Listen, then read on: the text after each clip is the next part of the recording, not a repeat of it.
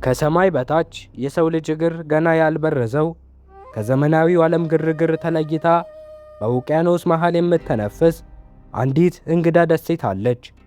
እዚህ ቦታ ላይ ሲቆርጡት እንደ ሰው ቀይ ደም የሚፈሰው ድንቅ ዛፍ፣ ውሃን በውስጡ አቁሮ የሚኖር እንደ ጠርሙዝ ያበጠ እጽዋት እና ከ6 ሚሊዮን ዓመታት በላይ ከዓለም ተገሎ የቆየ አስደናቂ ተፈጥሮ አለ። ነገር ግን የሚገርመው የራሳቸው ጥንታዊ ቋንቋ ያላቸው ከተፈጥሮ ጋር በሰላም የሚኖሩ ሰዎች አሉ። ዛሬ በካርታ ላይ ወደማይታየው የዚህች አስደናቂ ደሴት እውነታ እንጓዛለን።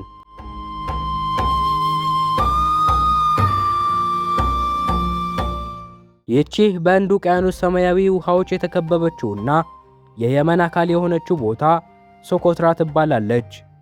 በስፋቷ ወደ 132 ኪሎ ሜትር አካባቢ የምትሸፍን ሲሆን ወደዚች ደሴት ሲገቡ በመጀመሪያ የሚሰማዎት ነገር ፍጹም ጸጥታ ነው። እዚህ ወደ 50 ሺህ የሚጠጉ ሰዎች የሚኖሩ ሲሆን ሕይወታቸው ከቴክኖሎጂ ውክቢያ የራቀ ነው። የሚግባቡበት ሶቆጥሮ የተባለው ጥንታዊ ቋንቋቸው የራሱ የሆነ የተለየ ዜማ አለው። ጽሑፍ የሌለውና በአፍ ታሪክ ብቻ ከትውልድ ወደ ትውልድ የተሸጋገረ ድንቅ ቅርጽ ነው። ሰዎቹ ከተፈጥሮ ጋር ያላቸው ትስስር እጅግ የረቀቀ በመሆኑ እያንዳንዱን ቅጠልና እያንዳንዱን ድንጋይ እንደ ትልቅ ሀብት ያከብራሉ።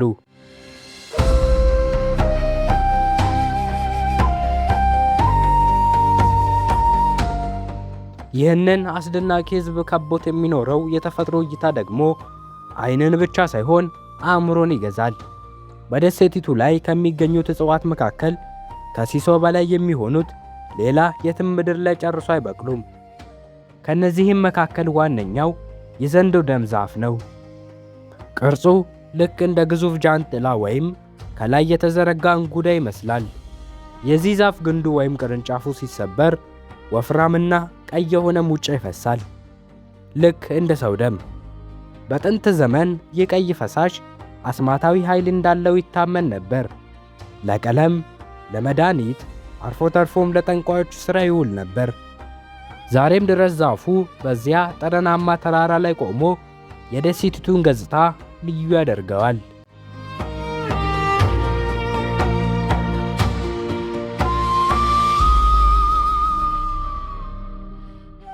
ከተራራው ወረድ ብለው ወደ ደረቃማው ድንጋያማ መሬት ሲጓዙ ደግሞ ሌላ ተአምር ያገኛሉ።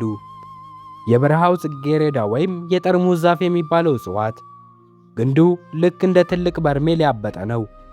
ደሴቲቱ በጣም ደረቅና ዝናብ የማይበዛባት በመሆኑ ይህ ዛፍ በዝናብ ወቅት የሚያገኘውን ውሃ በግንዱ ውስጥ አከማችቶ ለረጅም ጊዜ ይኖራል። ከላይ ግን የሚያማምሩ ለስላሳ ሮዝ አበቦችን ያወጣል። ይህን አስገራሚ እጽዋት አልፈው ወደ ባህር ዳርቻው ሲቃረቡ ደግሞ በነጭ የአሸዋ ክምር የተከበቡና ከሰማዩ ጋር የሚወዳደሩ ጥንታዊ የባህር ዳርቻዎችን ያያሉ። ተፈጥሮ በራሷ መንገድ እንዴት መኖር እንደምትችል የሚያሳይ ድንቅ የጥበብ ሥራ ነው።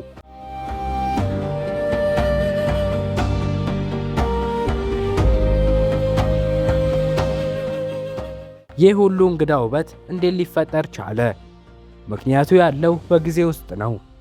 ሶኮትራ ከዋናው የአፍሪካና የእስያ ምድር ተለይታ ለብቻዋ ለ6 ሚሊዮን ዓመታት በውቅያኖስ መሃል በመቆየቷ የራሷን የተለየ የተፈጥሮ ዝግመተ ለውጥ ፈጥራለች። ልክ በምድር ላይ ያለች ግን ደግሞ ከምድር የተለየች አስገራሚ ገነት ሆናለች። ይህች ደሴት የሰው ልጅ በቴክኖሎጂው ሁሉንም ነገር መቆጣጠር እንደቻለ በሚያስብበት በዚህ ዘመን ገና ያልደረሰባቸውና ያልተረዷቸው ስንት የተፈጥሮ ድንቆች እንዳሉ የምታስታውሰን ልዩ ስፍራ ናት።